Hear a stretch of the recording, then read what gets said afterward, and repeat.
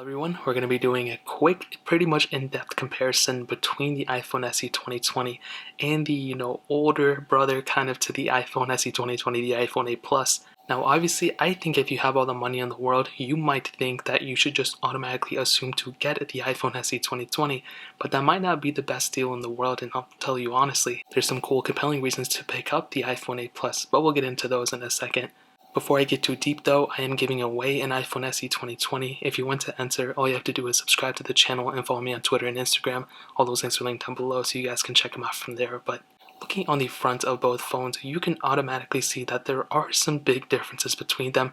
Obviously the iPhone SE 2020 is much smaller, and you guys can see that, if you ever held a Plus version of the iPhones, you can tell that, they're a big device. They're not a small device at all, but at the same time, phones are only getting bigger, and this is kind of like a small phone now. So I think in a couple years, this, it's really grown on a lot of people. And this isn't as big as it used to be. Now, I have pretty small hands. You guys can make fun of me. I get it all the time. You guys Snapchat. I don't know why you guys Snapchat me that all the time. I never get it on DMs and Instagram and Twitter. It's just always on Snapchat. You guys send me things about my small hands. And even I don't have a hard time using a Plus phone. Even though I use an 11 Pro, I'm probably going to switch over to the Pro Max. But this is not that big, and feeling them both in the hand, obviously if you like a smaller device, go for the SE 2020. There's no competition there, but still, I think overall the iPhone 8 Plus isn't like a crazy huge device either. On the front of the iPhone 8 Plus, we have a 5.5-inch 1080p panel. Before I even get too deep in the panels though, I will say the pricing structure of these, you might automatically assume that the SE 2020 is the cheaper one, but that's not even true on Amazon, and Amazon is probably one of the more expensive sites to get phones from, but they're usually in better condition. An iPhone SE 2020 is selling for about $400. The 8 Plus is selling for less than $370, so this is kind of a cheaper phone, and honestly you can get these for much cheaper than that if you look on eBay or Swap or any other website, so I'd probably recommend you guys to look there before you go and buy these on Amazon, but I'll link them down below if you want to get them from there for the cheapest prices that I find. You can also help support the channel at the same time. Now with the iPhone 8 Plus, we do have that 5.5-inch 1080p panel. It's IPS panel, and it's a really good display, I think. It has True Tone on it, which is really cool, and basically if you don't know what True Tone is, it adds a little bit of warmth on the display. So I really do kind of side with the 8 Plus in terms of these two panels. This one looks much better. You also have Force Touch on this panel as well, which is a really cool addition. And I think True Tone, if this phone didn't have True Tone, that'd be one thing. But since it does, that honestly makes it that much better in my opinion. And with the iPhone SE 2020, we have a 4.7-inch panel. And the panel on this isn't bad either. It's more or less the exact same panel on the iPhone 8. You have, bright colors and everything. Now, neither of these are OLED panels, so you don't have those, true blacks and everything. But I think it's good enough for the most part. For the prices that you're paying for these phones right now, I don't think, that's worth complaining about in my opinion. But I do think that between these two, the iPhone 8 Plus is probably the better one when it comes down to it for sure. On the bottom, lightning ports on both. And on the back, slightly different setups. Now my 8 Plus does have a cracked back, so excuse me. You have glass backs on both. The Apple logo is centered on the iPhone SE 2020, but really not that big of a deal. A dual camera setup on the 8 Plus versus the single camera setup on the SE 2020, and that can be a pretty big deal if you ask me. It's not going to be like a mind-boggling thing. You're not going to go and change your anything like that. I was going to say something stupid, but you're not going to do anything stupid. But I think ultimately that between these two, I think the 8 Plus is probably the better built one just because of that dual camera setup. Obviously the glass on the back and everything is the same.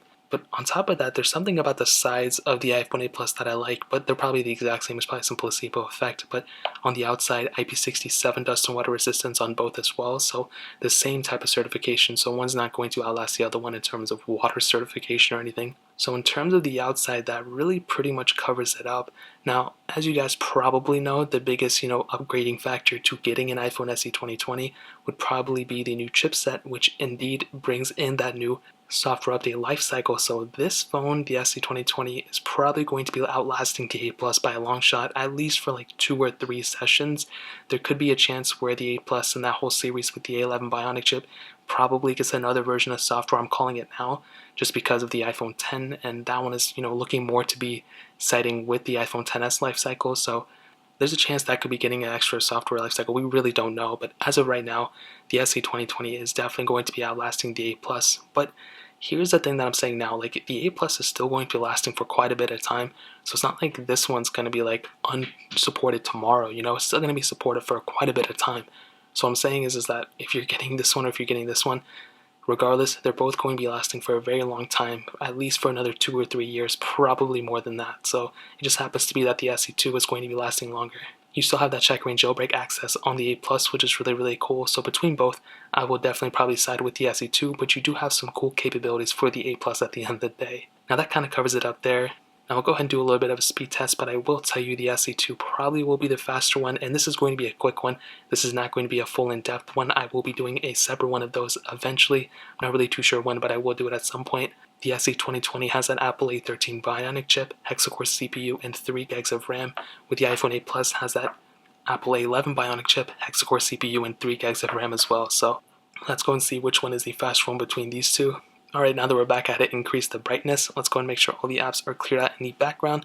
And on the SE2, of course, we don't. This always happens. Okay, I think we're cleared now. Okay, so let's go and load up apps. Let's just go into these ones. Let's do Facebook. 3, 2, 1. And SE2 definitely was the faster one between those two. To SoundCloud. 3, 2, 1. And it's looking like the SE2 was definitely the faster one between those two as well. Twitter. 3, 2, 1. And again, it's looking like the SE2 was the faster one, and I think we're seeing a repeating trend here. Snapchat, 3, 2, 1. Again, SE2 was faster there. Instagram, 3, 2, 1. Again, actually that one was pretty close. Netflix, 3, 2, 1. Again, I think the SE2 was the faster one by far. And for some reason I always have an error here, so I guess we'll just let that one slide. But that is really weird why that always happens. Temple Run, 3, 2, 1.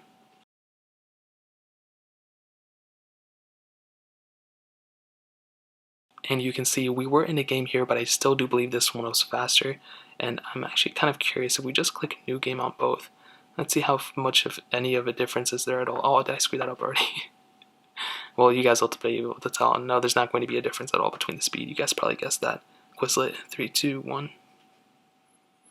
And yeah, SE2 faster there. Thank you. 3, 2, 1.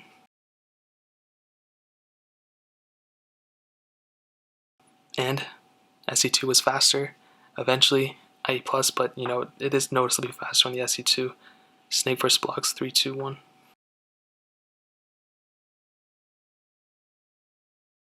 And you can see SE2 faster, and eventually A Plus does get into it, but definitely faster on the SE2. Paper IO2, 3, 2, 1.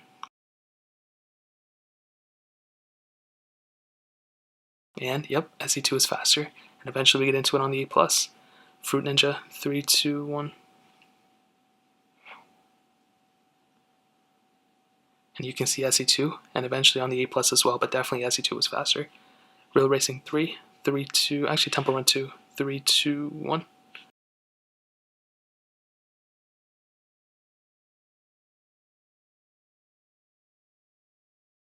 And it's looking like the SE2 is going to be faster, and A Plus is definitely taking its time.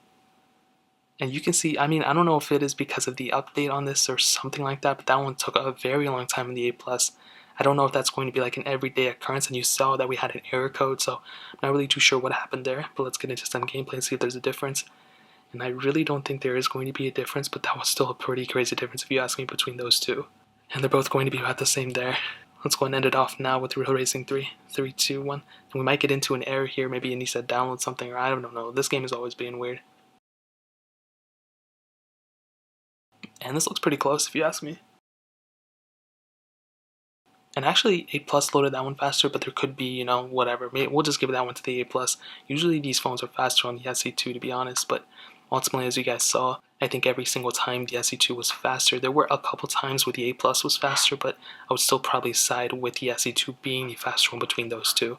Now, like I've said before, with those with the speed comparisons, I'll be doing a separate camera comparison between these two, so keep a lockdown so you guys don't miss that one. But I'll briefly hit on them in this video, and that crack is much worse than I thought. We have a single camera setup here on the SE2, a dual camera setup on the A Plus, and honestly, they're all 12 megapixel sensors, but we have that additional telephoto lens on that A Plus. And even though the SE2 does now bring that, you know, portrait mode and everything with it, I still think that the A Plus probably has the better camera setup just because of that ability to have that telephoto lens. You know, that's something that the SE2 does not have. You can't get that on a software update or whatever.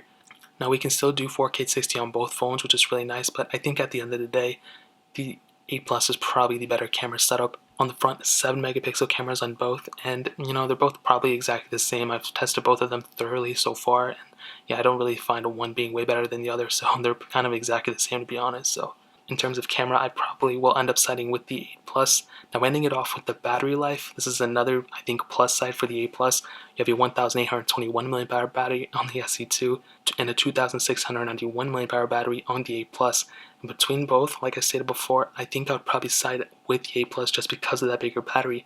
You have, more capability, you have more battery capacity, and so far, I've had better standby time and everything on the 8 Plus, and this is even older, and the battery health is probably even degraded a little bit.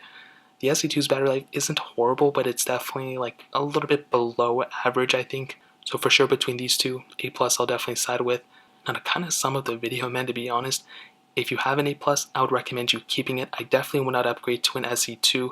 I think that the SE2 is a great phone, but going from an 8 Plus to an SE2, you're really only upgrading for speed and maybe software updates, but the software updates is so iffy because, it's not really going to matter for now. It's going to matter in a couple years from now, but if we're talking like 2 or 3 years down the line, then yeah, that'll be a little bit different. But as of right now, both phones are going to be supported for a while, and I think the 8 Plus is still, fast enough for a lot of people, and it's going to be a very good phone and a very good pickup if you currently have like an iPhone 5S or 6 or something. So I think the SE2 is a great phone, but I think the 8 Plus might be the better pickup, so far what I've seen. So that's really pretty much it. If you guys want to pick up either of these links in the description, but that's really pretty much it.